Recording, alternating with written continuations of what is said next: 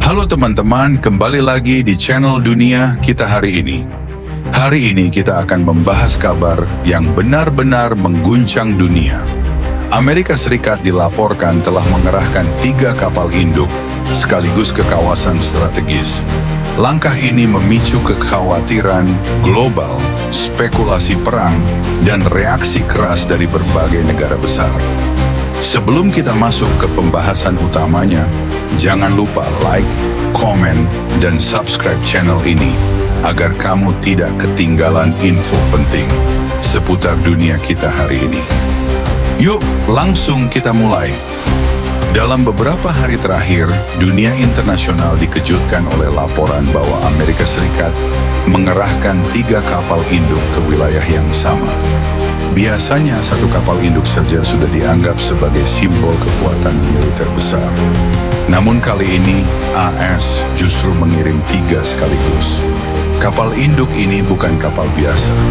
Masing-masing membawa puluhan jet tempur, helikopter, serta ribuan personel militer. Langkah ini langsung memicu spekulasi. Apakah ini sekadar latihan militer, pamer kekuatan, atau tanda awal konflik besar? Banyak analis militer menilai pengerahan 3 kapal induk bukan kebetulan. Biasanya langkah sebesar ini hanya dilakukan dalam kondisi krisis besar. Ada beberapa dugaan alasan. Meningkatnya ketegangan dengan negara rival, ancaman terhadap sekutu AS di kawasan tersebut, pesan politik bahwa AS siap menghadapi eskalasi konflik. Dengan kata lain, ini bukan sekadar patroli biasa. Ini adalah peringatan serius bagi siapapun yang berniat menantang dominasi AS. Begitu kabar ini menyebar, berbagai negara langsung bereaksi. Beberapa sekutu AS menyatakan dukungan penuh. Namun negara-negara rival justru mengecam langkah ini sebagai provokasi. Media global mulai memberitakan kemungkinan perang regional, perang proksi, bahkan konflik skala besar. Di media sosial, warganet pun ramai membahas. Apakah dunia sedang menuju perang dunia ketiga? Untuk gambaran, satu kapal induk AS saja bisa membawa hingga 90 pesawat tempur. Dilengkapi sistem pertahanan udara canggih. Didukung kapal perusak, kapal selam, dan rudal jelajah. Bayangkan jika ada 3 kapal induk di satu wilayah. Itu berarti ratusan pesawat tempur siap lepas landas kapan saja. Ini adalah salah satu konsentrasi kekuatan militer terbesar yang pernah terjadi dalam satu kawasan. Ada beberapa teori besar. Teori pertama, pencegahan konflik. AS ingin menunjukkan kekuatan agar lawannya tidak berani menyerang. Teori kedua, persiapan perang AS sudah memprediksi konflik tak terhindarkan dan bersiap sejak dini. Teori ketiga, tekanan diplomatik.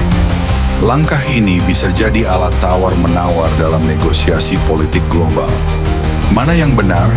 Hingga kini, pemerintah AS belum memberikan penjelasan detail. Ketegangan militer selalu berdampak ke ekonomi global. Harga minyak mulai naik, pasar saham bergejolak, investor mulai menarik dana dari negara-negara berisiko tinggi. Jika konflik benar-benar pecah, jalur perdagangan bisa terganggu. Harga pangan melonjak, nilai mata uang anjlok. Krisis global bisa tak terhindarkan. Artinya, dampaknya bukan cuma soal militer, tapi juga menyentuh kehidupan kita sehari-hari. Skenario terburuk adalah konflik terbuka antara kekuatan besar dunia. Jika satu negara menyerang, negara lain pasti membalas. Aliansi militer akan ikut terseret. Ini bisa berkembang menjadi perang regional besar, perang multinegara, bahkan konflik global. Namun para ahli juga menekankan, perang besar akan merugikan semua pihak. Karena itu, diplomasi masih menjadi harapan utama. Sebagai masyarakat dunia, kita perlu mengikuti perkembangan berita resmi. Tidak mudah percaya hoax, tetap tenang dan rasional. Pergerakan militer besar seperti ini jarang terjadi tanpa alasan. Apapun hasilnya, dunia sedang memasuki fase yang sangat sensitif. Itulah tadi pembahasan lengkap tentang gegerkan dunia, as terjunkan 3 kapal induk. Apakah ini hanya pamer kekuatan atau tanda awal konflik besar? Tulis pendapat kamu di kolom komentar. Menurut kamu, apa langkah AS ini akan memicu perang atau justru mencegahnya?